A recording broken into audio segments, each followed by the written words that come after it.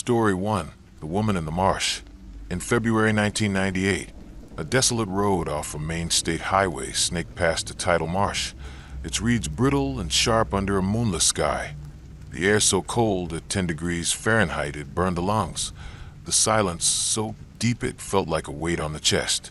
Sarah and Tom Brennan, a couple in their late 30s from Portland, drove home from a friend's dinner party in Brunswick, their aging Subaru rattling over frosty asphalt, its heater wheezing against the chill, its dashboard cluttered with a thermos, a map, and a cracked photo of their daughter, Lily, at her first ballet recital.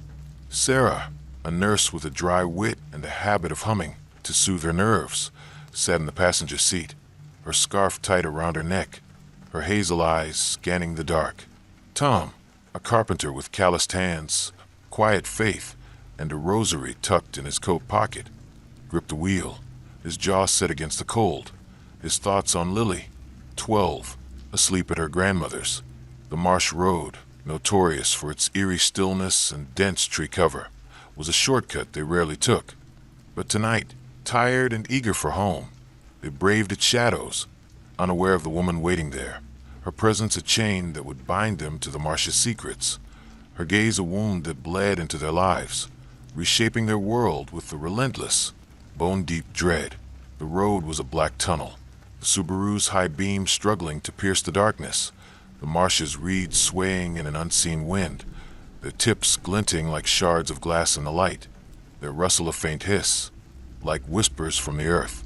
Sarah hummed Let It Be, her voice soft, her fingers tracing frost patterns on the window, the cold seeping through the glass, while Tom navigated the curves, the road's first half-mile a labyrinth of twists, its shoulders narrow, the marsh's edge so close the tires brushed frozen mud. They just cleared the darkest stretch, where ancient pines leaned over the road, their branches knotted like claws, when their headlights caught her, a woman walking up the left side, her figure stark against the night, her pace slow but relentless, as if drawn by an unseen force. She wore a tattered coat, its hem dragging in the muck, her hair matted with ice, her head tilted, as if listening to a call only she could hear. Sarah's hum faltered, her hand freezing, and Tom slowed. The engines rumbled loud in the silence, his instincts torn between caution and the urge to help, honed by years of pulling stranded drivers from ditches. Is she hurt? Sarah whispered, her nurse's training kicking in, though her gut screamed to drive on, her breath fogging in the suddenly colder cab. Tom pulled closer, the gravel crunching, and leaned out his window, the cold biting his face, his breath a white plume. "Ma'am, you need help," he called, his voice steady but edged with unease, the marsh swallowing his words, its silence heavier than the frost. The woman stopped, her body rigid, and turned slowly, her face catching the headlights, pale, almost translucent, her skin stretched tight over sharp bones, her eyes black pits, deep as the marsh itself, her mouth a thin seam that twitched, fighting a smile that wasn't human. Sarah gasped, her scarf slipping, her nails digging into the seat, and Tom's rosary burned cold in his pocket, its beads heavy, as if resisting his touch. The woman's gaze locked onto them, not at them but through them, peeling back their fears, Sarah's guilt over long hospital shifts, Tom's secret doubts about his faith, her eyes a mirror for their souls, unyielding and hungry. The air grew arctic, the Subaru's heater failing, the dashboard lights dimming, their breath fogging thickly, the thermos trembling on the dash, the radio, off since Brunswick, hissed static, a voice slithering through. "Don't stop!" Sarah clutched Tom's arm, her voice a plea, "Oh, now!" But the woman raised a hand, her fingers long and blackened, beckoning, and the engine sputtered, the car lurching as if caught in mud, though the road was dry. Tom floored it, the Subaru roaring, the woman's figure blurring in the mirrors, but her eyes lingered, now red, glowing like embers in a dying fire, their light searing into their minds. The streetlights ahead flickered, their sodium glow faltering, and the marsh seemed to chase them, its reeds scraping the car's sides, a sound like nails on bone, the pines leaning closer, their shadows alive, twisting into shapes, children, their faces blurred.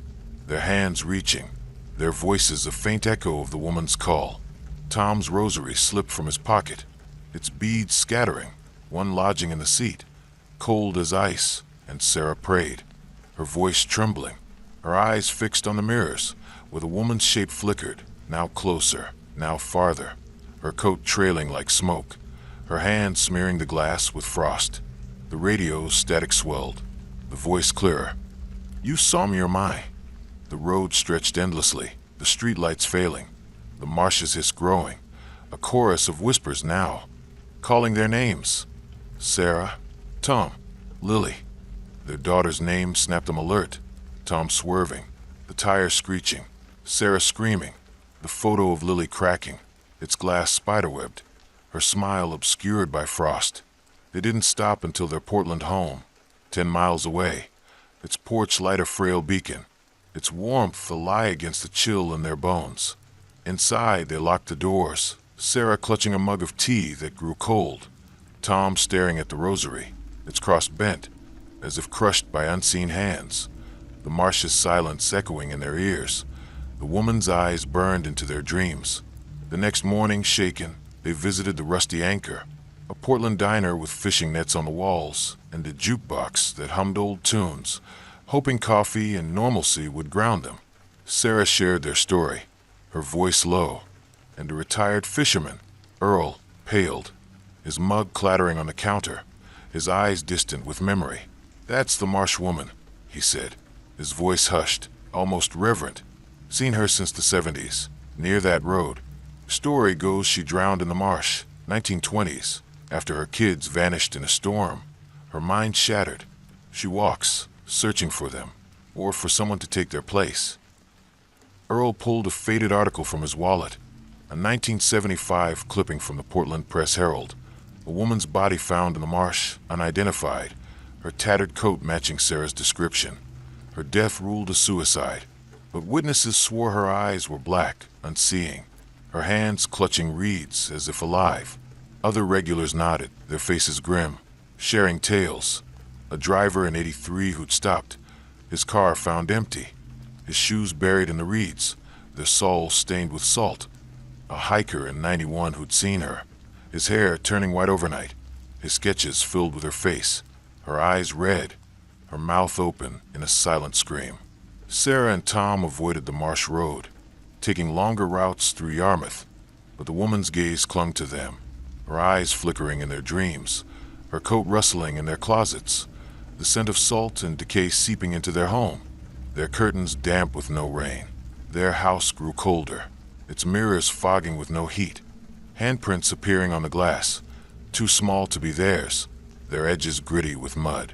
Sarah stopped humming, her voice replaced by a low moan she didn't hear, her shifts at the hospital haunted by glimpses of a tattered coat in the halls, her patients whispering of a woman by their beds.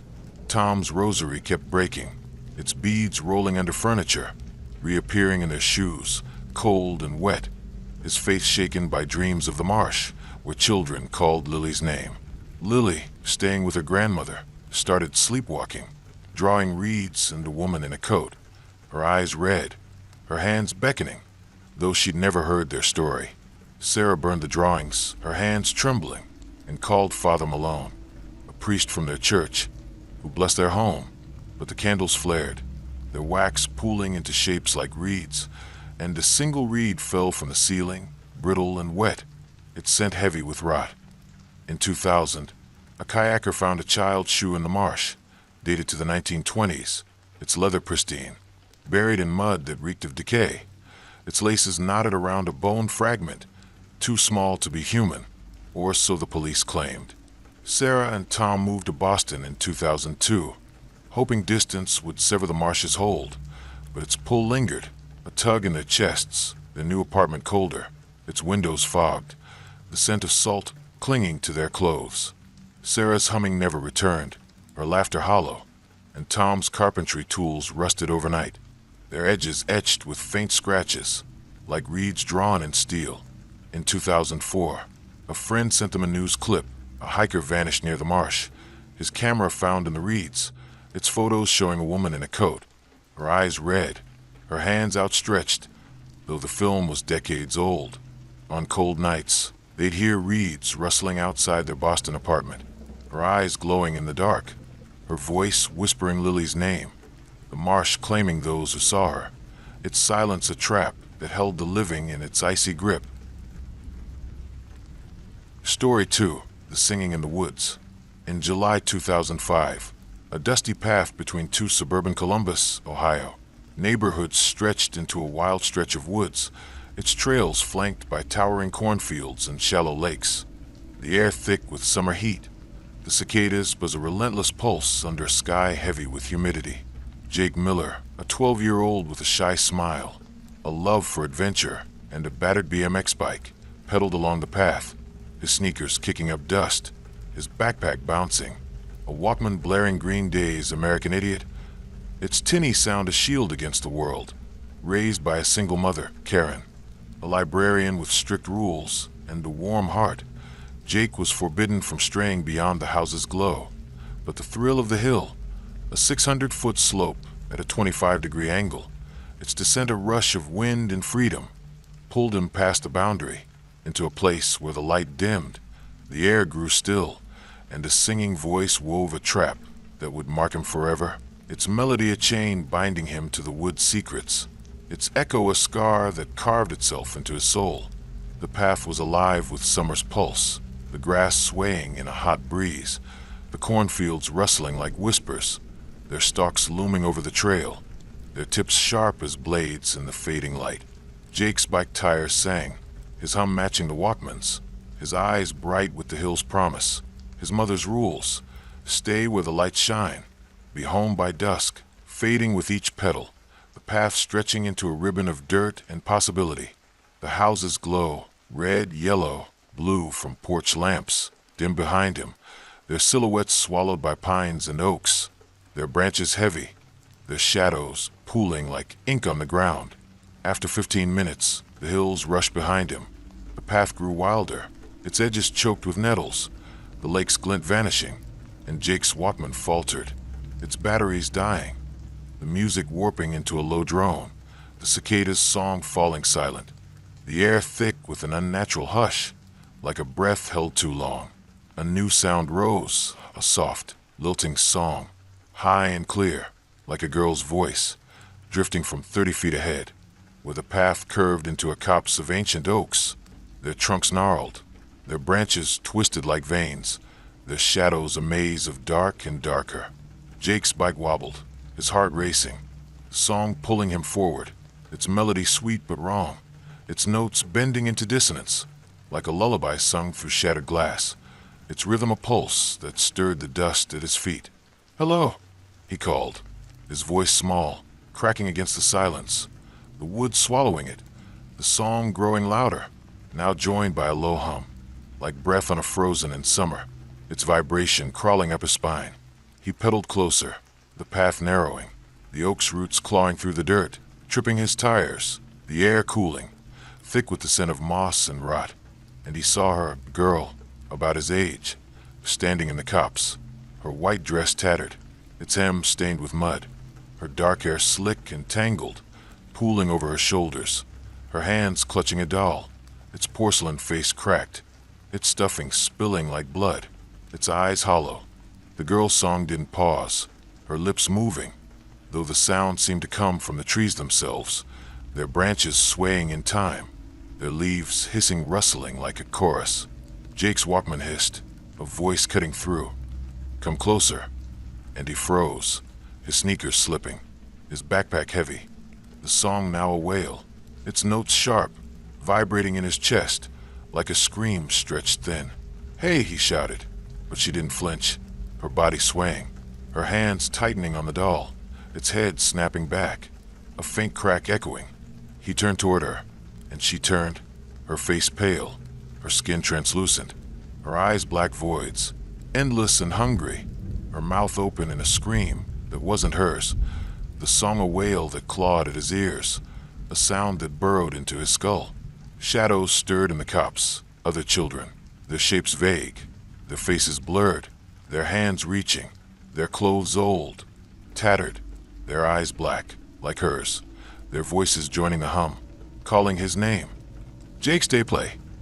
The air grew icy cold, his breath fogging despite the heat, his Walkman's cassette popping out, its tape unraveling, tangling in the spokes. Jake dropped his bike, its chain rattling, and ran, the path stretching endlessly, the cornfields closing in, their stalks snapping at his arms, their tips drawing blood, the song chasing him, its wail a hook in his mind, pulling him back to the oaks. His backpack tore, his shirt snagged, and the hum grew, the children's voices clearer now, layered with names he didn't know. Emily, Tommy, Clara, each a plea, each a warning. The house's lights flickered, faint but growing, guiding him, and he stumbled into his yard, Karen waiting on the porch, her face pale, her librarian's calm voice cracking with relief. But her eyes caught the mud on his clothes, the scratches on his arms, their edges black, oozing sap, like frostbite in July swelter. She locked the door, her hands trembling, and checked his wounds, her touch grounding but unable to still, the wail that echoed in his ears. The girl's eyes burned into his vision. That evening, over dinner, Jake shared a story with Karen, his voice trembling, his fork untouched, the kitchen light flickering, its bulb buzzing faintly, humming like the woods. Karen paled, her glasses fogging, and called her brother Dan, a park ranger who knew the Columbus area shadows, his voice heavy with tales of the woods. A girl, Emily, vanished in 1978, her dress found shredded by the creek, her doll buried under the oaks, with its lock, her case colder than the air, than the case could ever be. Dan shared stories of hikers hearing a girl's wail, their compasses spinning, their photos showing shadows with eyes that weren't there, their edges frayed like smoke. A neighbor, Mrs. Carter Cole, retired librarian, showed Jake in 1980s clipping from a Columbus Dispatch. A boy, 10, found mute in the woods, his drawings filled with a girl in a white dress, her eyes black, her doll's face missing, his hair streaked, grayed, his voice lost to the oaks. She'd been seen since, guiding wanderers deeper, her song a lure for those who strayed too far. Jake's bedroom became a colder place, its windows fogged, with no heat. Despite the summer, the scent of damp earth and moss clinging to sheets, the doll's face glaring in his nightmares, its eyes black, its wail a scream in his ears. Karen found scratches on the windowsill, too high for Jake to reach, their edges damp with sap, their wood splintered, like claws had dug in. Jake's friend, his best friend Mia, 13, started sleepwalking, drawing oaks and a girl in her notebook, her voice muttering names she didn't know, though she'd never heard Jake's tale, the sketches too precise. Tattered dress, cracked doll black eyes, her eyes like voids. Karen burned the drawings, her hand shaking, and called Father Daniel, a priest from their church, who blessed the house with sage. But the air grew heavy, the candles guttering, their wax pooling into shapes like oaks, and a single leaf fell from the ceiling, brittle and slick, black, its scent sharp like rot. They moved to Dayton in 2007, hoping to sever the wood's hold, but the oak's call lingered, a pull in Jake's chest, like a hook. Their new apartment colder, its heater forced, its mirrors fogged with no breath, the scent of sap in the air. Jake stopped biking, his dreams haunted by the wailed song, the children's laughter, the doll's eyes staring, now his own, now Karen's. In 2009, Dan sent a news clip. A hiker found a Walkman near the oaks, its rusted tape spinning, playing a girl's song, though its batteries were corroded, its case sealed with sap. Karen visited a medium, Madame Clara, who saw a girl tied to Jake, her song a curse, but the session ended when the room's lights flickered, a child's laugh echoed, and a twig snapped under Karen's chair, its end black like an eye. On humid nights, Jake heard a whale singing outside his window, the oak's shadows calling, their branches reaching, the woods claiming those who strayed too far into their depths, a trap that held their souls, their voices forever in the leaves. Story 3. The Man at the Dorm. In October 2003, a quiet street near a Chicago university lay deserted at 11 p.m., its sodium streetlights casting amber pools on cracked sidewalks, the air crisp with autumn's bite, the city's hum a distant murmur under a sky streaked with clouds. Emily Carter, a 19-year-old freshman from Evanston, left her brother's apartment 2 blocks from her dorm, her backpack slung over one shoulder, her phone tucked in her jeans, a pack of spearmint gum in her hand, its foil glinting in the light. A sociology major with a sharp mind, a knack for people watching, and a stubborn streak. Emily felt at home in the city's pulse. Her brother, Mark, a grad student, her anchor in the urban sprawl. Raised in a tight-knit family, she carried her mother's silver cross necklace, a quiet nod to her Catholic roots, though her faith was more habit than conviction. But that night, a man across the street, his guttural noises and predatory eyes, turned her walk into a heart-pounding chase, his hunger a mark that seeped into her life, binding her to Chicago's shadows, its snarl a scar that reshaped her world with relentless terror. The street was unnervingly still, no cars rumbling past, no late-night joggers, just Emily's sneakers scuffing the pavement, her breath visible in the 45-degree air, her gums snapping rhythmically, a nervous tick she barely noticed. The storefronts, a shuttered bookstore with dog-eared posters, a dark coffee shop with chalkboard specials, reflected her silhouette in their smudged glass, her shadow stretching long, flickering under the streetlights.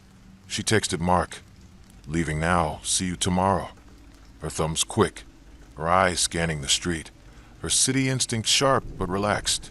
The dorm's glass doors 2 blocks away, their card reader a familiar beacon. Across the street, a figure emerged from an alley, lean and twitchy, his movements jerky, like a puppet on frayed strings, his noises low and guttural, a mix of growl and choke, sharp enough to cut through the city's hum, raising the hairs on Emily's neck. Her steps faltered, her people-watching habit kicking in, cataloging details, torn hoodie, hunched shoulders, hands stuffed deep in pockets. But her gut twisted, Mark's warnings echoing. Lock your doors, trust your instincts. The man kept pace, his head tilted at an odd angle, his eyes glinting under the streetlights, fixed on her with a hunger that wasn't human. His noises shifting, now a laugh, now a snarl, crawling over her skin like static. Emily quickened her steps, her backpack bouncing, her phone slipping in her sweaty palm, her gums sticking to her throat, the cross necklace heavy against her chest. "Hey girl," he called, his voice rough, accented, almost mocking. "Got any gum?" The words were casual, but the tone was wrong, laced with a threat that made her blood run cold. She broke into a jog, the dorm's doors 100 yards away, their lights steady but distant, her breath ragged, her sneakers pounding the pavement, the man's footsteps silent but close, his shadow stretching across the street, merging with hers, his noises louder, a snarl that drowned out the city's pulse, vibrating in her chest like a second heartbeat. Emily's heart thundered, her card key fumbling in her fingers, the reader 50 yards off.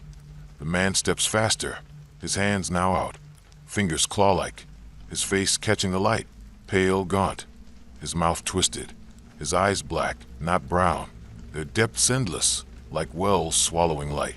"I see you," he hissed, his voice no longer human, layered with echoes, as if others spoke through him, his noises a chorus of hunger and menace. She sprinted, her backpack slipping, her phone hitting the pavement, its screen cracking, the dorm's doors looming, the reader flashing red as her card swiped too fast, her scream caught in her throat. The man was 25 feet away, his strides impossibly long, his hands reaching, his eyes boring into her, not with desire but with possession, as if claiming her for something beyond the street. Her cross burned against her skin, its silver hot, and the reader flashed green, the door clicking open. Emily yanked it, slamming it behind her, her scream echoing in the lobby, a group of students pausing, their faces confused, their chatter dying as she gasped, "Don't open the door." The man paced outside, his eyes locked on hers through the glass, his hands smearing the panes, leaving streaks that weren't dirt, but something viscous, black and glistening. His noises muffled but clear. "You're mine." His shadow stretched, unnatural, its edges rippling like smoke. and he slunk into the dark, his silhouette vanishing into the alley. Though his snarl lingered, a low hum in the air. Emily collapsed, her gum falling, its wrapper crumpled, stained with sweat, her backpack torn, its strap frayed as if clawed. She called Mark, her voice shaking, and he ran over, his face pale, his grad student calm shattered, his arm around her as they reported it to campus security. The guards found no trace, but a camera caught a blurry figure, its eyes glinting, its mouth open in a silent snarl, the footage glitching, its timestamp frozen at 11:11 p.m. At the Blue Moon Diner, a neon-lit dive near campus, Emily shared her story over coffee, her hands trembling, and a barista, Lena, showed a 2002 article from the Chicago Tribune. A student chased near the same street, her attacker never caught, her description chilling. Lean, twitchy, guttural, his eyes black under the lights. Emily's dorm room felt unsafe, its lock flimsy, its windows rattling on windless nights, the scent of wet pavement and rust clinging to her clothes, her mirrors fogged with no heat, faint scratches appearing on the glass, too precise to be random, their edges gritty with dirt. Mark found marks on her door, shallow but deliberate. Their wood splintered, like claws had tested the grain. Her roommate, Claire, started dreaming of a man with black eyes, her sketches capturing his face, gaunt, twisted, his mouth open. Though Claire hadn't heard Emily's story, her pencils snapping, their lead smearing like ash. Emily's cross necklace tarnished overnight, its silver black, its chain knotted, and her phone, repaired, glitched, displaying texts from unknown numbers. "I see you." They burned Claire's sketches, their hands trembling, and called Reverend Lee, a campus chaplain, who prayed over the dorm, but the lights flickered, the air heavy with ozone, and a gum wrapper appeared under Emily's bed, its brand not hers, its foil etched with faint claw marks. In 2005, a janitor found a knife near the dorm, its blade rusted, its handle wrapped in twine, etched with initials JK, buried in a planter, the soil damp with something thicker than water. Emily transferred to Northwestern in 2006, hoping distance would break the man's hold, but his eyes followed, glinting in her dreams, his snarl a whisper in her ears, her new apartment colder, its lock sticking, the scent of rust in the air. Mark's girlfriend, Anna, found scratches on their car, parked near Emily's old dorm, their edges black, smelling of tar. In 2008, a student reported a man near the same street, his noises guttural, his eyes black, vanishing when police arrived, his shadow caught on camera, rippling like smoke. Emily stopped chewing gum, her laughter rare, her people watching replaced by paranoia, her cross now blessed by a priest, its weight a reminder of a night she couldn't outrun. On cool nights, she heard footsteps outside her window, his voice hissing, "You're mine." Chicago's streets hiding a predator who knew her name, his chase a mark that burned beneath her skin, its hunger a shadow she'd never escape. Story 4. The Piano in the Theater. In March 2001, a community theater in Salem, Oregon, stood dark at 11 p.m., its brick walls muting the rain's steady drum, its stage a cavern of shadows, the grand piano at its center silent, its keys untouched unless a play called for music. Rachel Nguyen, a 22-year-old theater major from Portland, rehearsed late with her drama club, her script dog-eared, her thermos of jasmine tea cold, her laugh a spark that lit the quiet. A petite woman with a fierce passion for acting, a quick wit, and a charm that disarmed even the grumpiest stagehands. Rachel loved the theater's history, its creaks a chorus of past performers, its dusty air thick with stories. Raised by Vietnamese immigrant parents who valued hard work, she balanced school, a diner job, and her love for the stage. Her dream to perform on Broadway, quiet fire. But that night, a piano's music, played by no one, turned the theater into a trap.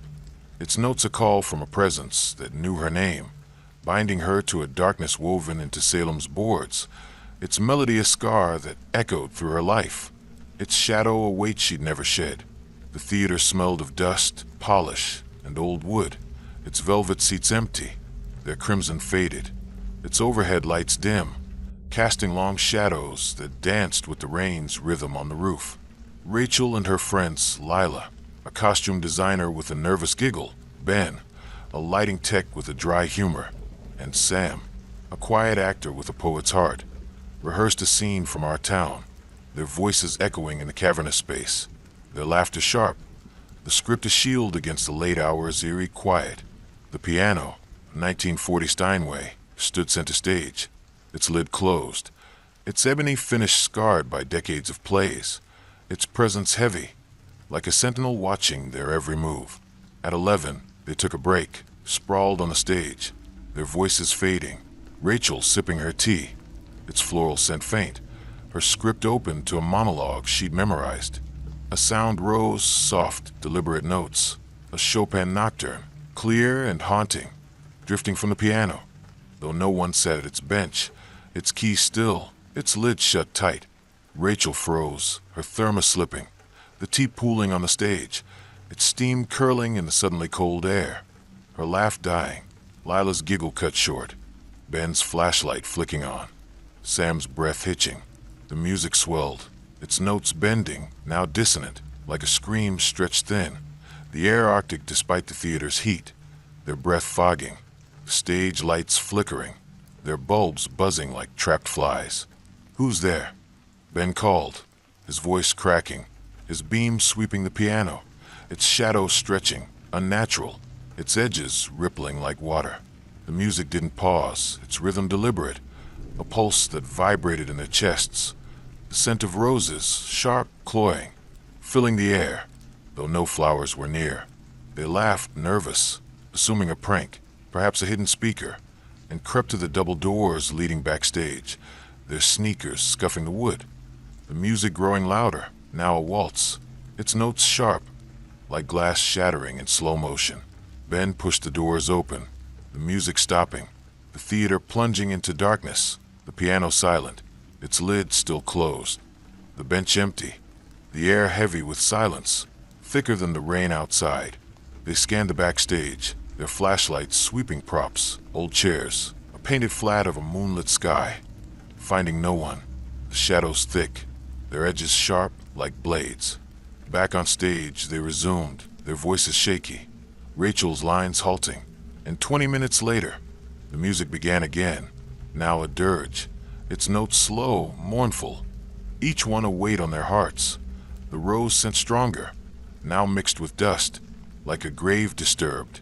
Rachel's script trembled, her charm faltering, and Sam whispered, "It knows we're here." They snuck to the stage doors, planning to catch the prankster, but the music stopped, the piano's lid now open, a single key, middle C, depressed, its note lingering, the air thick with static, a voice faint within it. "Stay, Rachel."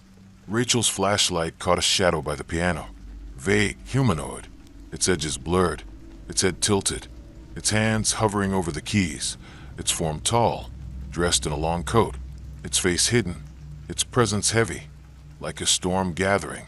The shadow moved, its form dissolving into the dark, and the piano played a chord, loud and final, the sound shaking the stage, dust falling from the rafters, the rose scent choking, now mixed with rot.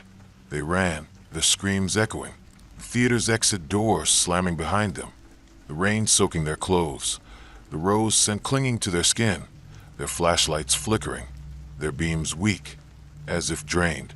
At the Night Owl Diner, a cozy spot with checkered floors and a neon sign, Rachel shared their story over coffee, her hands trembling, and a waitress, Judy, paled, showing a 1995 article from the Salem Statesman Journal.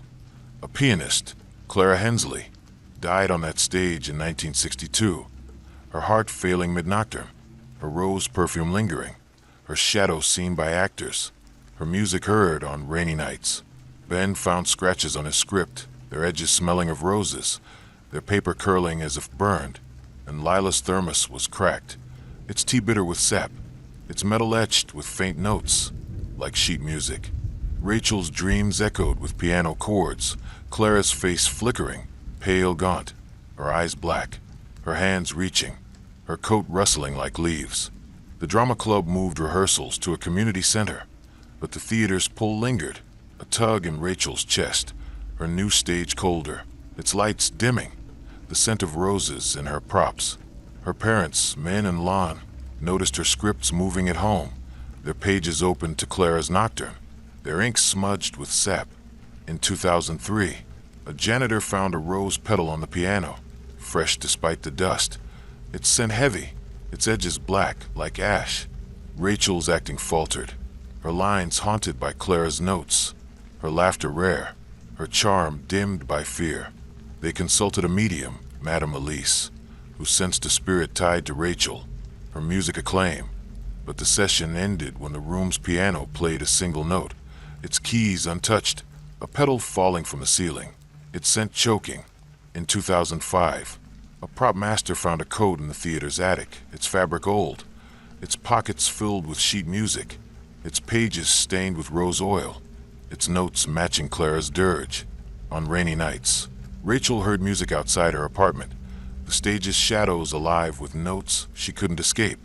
Salem's boards hiding a player whose song claimed the living, its melody a chain that never broke.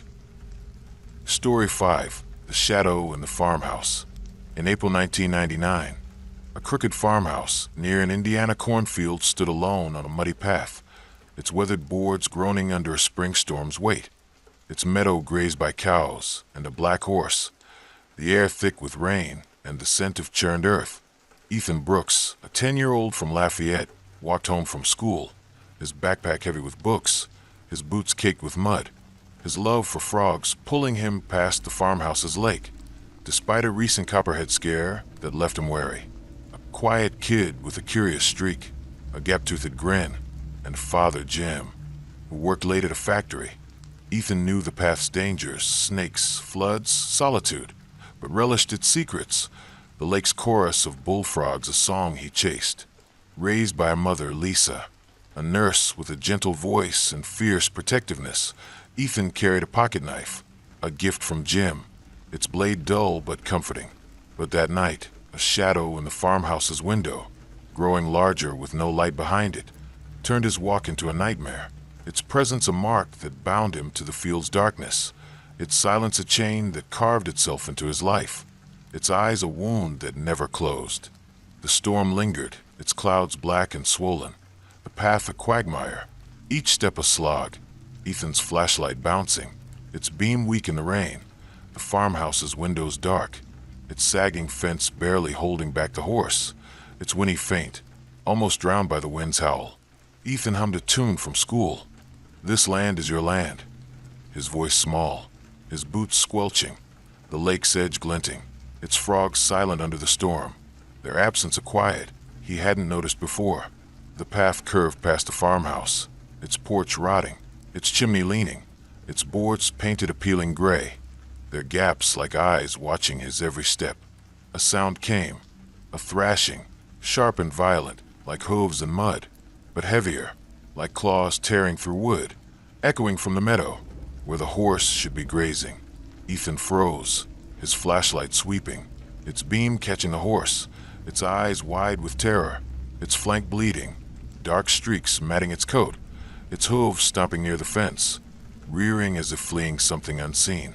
Behind the horse, in the farmhouse's largest window, a shadow moved, tall, humanoid, its edges blurred, its head tilted at an unnatural angle, its size growing, as if stepping closer, though no light shone inside, the room behind it black as pitch.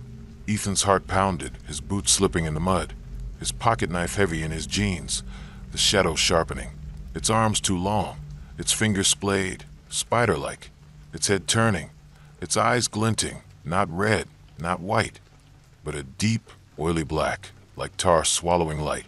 The thrashing grew frantic, the horse bolting, its hooves churning mud, and the shadow swelled, filling the window, its edges rippling like smoke, a low hum rising, like breath on glass, vibrating in Ethan's chest, his flashlight flickering, its beam dimming as it neared the house.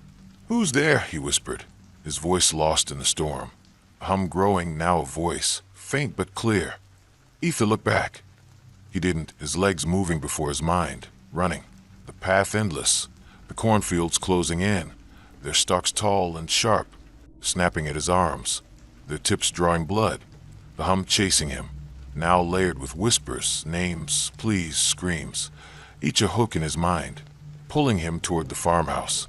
His flashlight fell, its beam spinning, the rain soaking his clothes, the lake's edge too close, its water black, reflecting the shadow, now taller, its arms reaching, its eyes boring into his back. The house's porch light, his house, a mile away, flickered, guiding him, and he stumbled into the yard, Lisa waiting, her face pale, her nurse's calm shattered, her voice sharp but relieved, her eyes catching the mud on his clothes, the scratches on his hands, their edges black, oozing a sap-like fluid, like frostbite in spring's warmth. She locked the door, her hands trembling, and cleaned his wounds, their sting sharp, the hum still echoing in his ears. The shadow's eyes burned into his vision. At dinner, Ethan shared his story, his voice trembling, his plate untouched, the kitchen's fluorescent light buzzing, its flicker matching the hum in his head. Lisa paled, her coffee mug shaking, and called her father Tom, a retired farmer who knew the land shadows, his voice heavy with tales of the farmhouse, of family, the Hendersons, vanished in 1935, their bodies never found, their shadows seen in the windows, their screams heard in storms.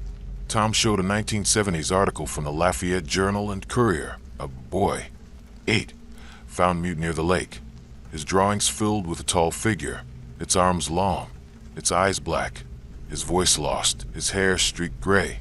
Lisa found scratches on Ethan's window, too deep for a child, their edges damp with mud, their wood splintered like claws had dug in. Ethan's room grew colder, its mirrors fogged, the shadow flickering in his dreams, its hum a growl in his ears, the horse's whinny a scream he couldn't shake. His friend, Noah 11, started carving figures in wood, their eyes black, their arms long, though he'd never heard Ethan's tale, his knife slipping, its blade nicked with sap. Lisa burned Noah's carvings, her hands trembling, and called Pastor Reed from their church, who blessed the house. But the air grew heavy, the candles guttering, their wax pooling into shapes like cornstalks, and a horseshoe fell from the attic, its metal twisted, its edge black like ash. In 2001, a farmer found a cow near the lake, its throat torn, its blood gone, the grass scorched in a perfect circle, its center littered with bones, too small to be bovine, their marrow dry.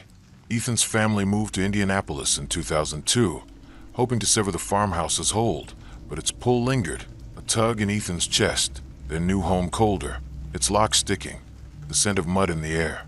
Ethan stopped chasing frogs, his dreams haunted by the shadow, its eyes staring, now his father's, now Lisa's. In 2004, Tom sent a clip.